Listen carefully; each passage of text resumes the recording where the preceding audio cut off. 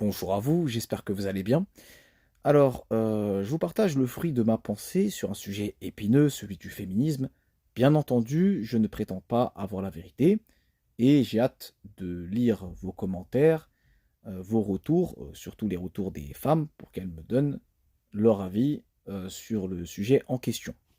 Personnellement, je ne suis pas un anti-féministe. Je suis pour que la femme soit l'égale de l'homme, soit traitée de façon égale à l'homme, pour que les femmes aient les mêmes droits que les hommes, et je reconnais que l'homme dans l'histoire a été injuste envers la femme. Mais ce que je n'approuve pas, c'est les extrêmes, les extrémistes. Donc on va parler d'une certaine catégorie, les féministes extrémistes, qu'on pourrait surnommer les féministes revanchardes. En effet, cette catégorie de type de féministe veut prendre sa revanche sur l'homme, non pas en cherchant l'égalité, mais en écrasant l'homme. Et je suis quelqu'un qui n'accepte pas, qui ne tolère pas l'injustice. Le courant du féminisme est à la base un bon courant qui se bat pour une cause morale, l'égalité homme-femme. Mais chercher à écraser l'homme, je suis désolé, ce n'est plus un combat éthique, un combat pour la morale, un combat moral, mais c'est un combat injuste.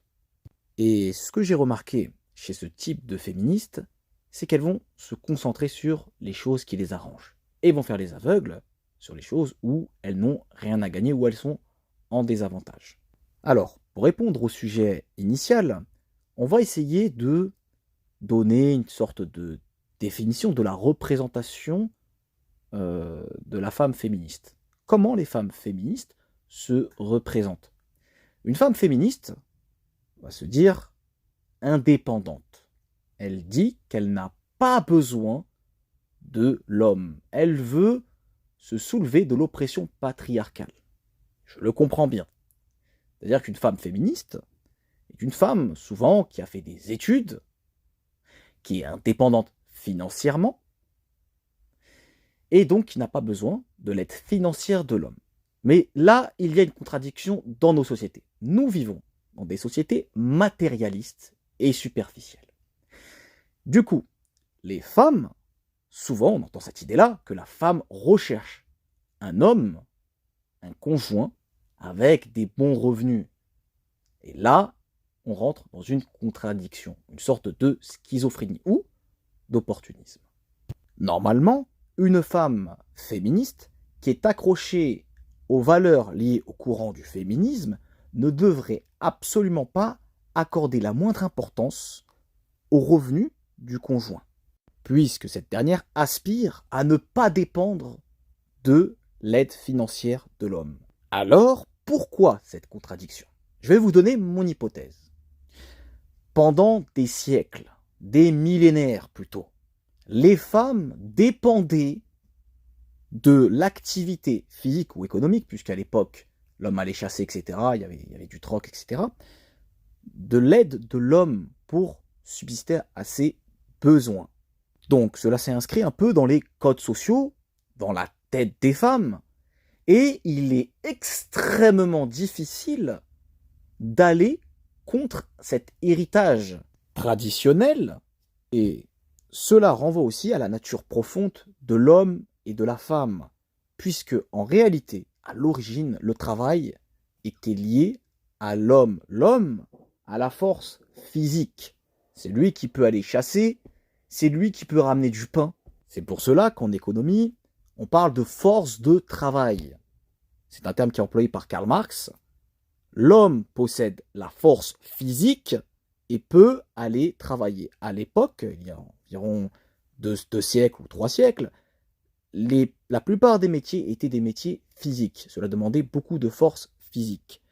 Maintenant, au XXIe siècle, ou même à partir du XXe siècle, au milieu du XXe siècle, le secteur tertiaire, donc le secteur des services, a permis la démocratisation du travail, c'est-à-dire l'ouverture du travail aux femmes, et qui ont pu rentrer, s'insérer sur le marché du travail.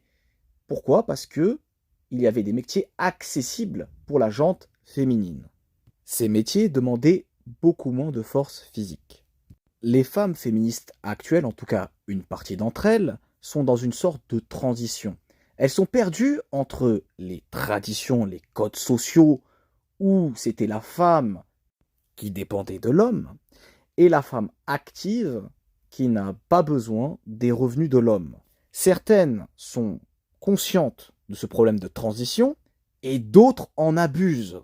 C'est-à-dire qu'elles vont se vanter au niveau de la société et dire qu'elles sont indépendantes, elles vont le crier sur tous les toits, mais elles vont quand même chercher un homme qui a des hauts revenus. Et le pire encore, c'est qu'elles vont être pour la plupart hypergames. Voilà. Alors, qu'est-ce que l'hypergamie pour ceux qui ne le savent pas? L'hypergamie, c'est lorsqu'une femme va chercher un conjoint qui a un statut supérieur au sien. Et encore une fois, le statut social de l'homme renvoie à ce problème d'indépendance financière. Donc, la contradiction est bien évidente. Il est très hypocrite, pour ma part, de se dire féministe indépendante et rechercher un homme pour ses revenus. Il y a aussi le cas de ces femmes qui se disent féministes et qui ne vont pas accepter ou tolérer qu'un homme dise l'homme et la femme sont égaux, et donc on va se partager les dépenses 50-50. La femme veut l'égalité, mais refuse, en tout cas ce type de femme féministe, que l'homme fasse le 50-50 au niveau des dépenses. Par contre, au niveau des droits, là, dans ce cas-là, l'homme doit être l'égal de la femme. C'est encore une fois un comportement totalement hypocrite. Mais je ne généralise pas, bien entendu, et je pense sincèrement qu'il y a des femmes féministes qui n'ont pas du tout cet état d'esprit et sont en harmonie avec leurs principes émanant du féminisme. Personnellement, je trouve cela injuste, voire même hypocrite, de demander l'égalité dans la société, dans les rapports hommes-femmes, mais lorsqu'il s'agit par exemple du couple, de choisir un conjoint en fonction de ses revenus et de demander à ce que l'homme paye quasiment 80 ou 90% des charges tout en se prétendant indépendante. Bien entendu, il est logique qu'une femme qui ne travaille pas, qui n'a pas de revenus, compte sur les revenus de son conjoint, une femme au foyer par exemple. On peut aussi prendre le cas des religions. Les religions sont aujourd'hui, à notre époque, sont une forme de transition. On parle aussi de réforme. Pendant longtemps, l'homme partait au travail et les femmes restaient à la cuisine, comme l'a dit un certain pasteur. C'est pour cela que dans l'islam, il est difficile de concilier féminisme et religion. L'islam préconise que ce soit l'homme qui subvient aux besoins de sa femme.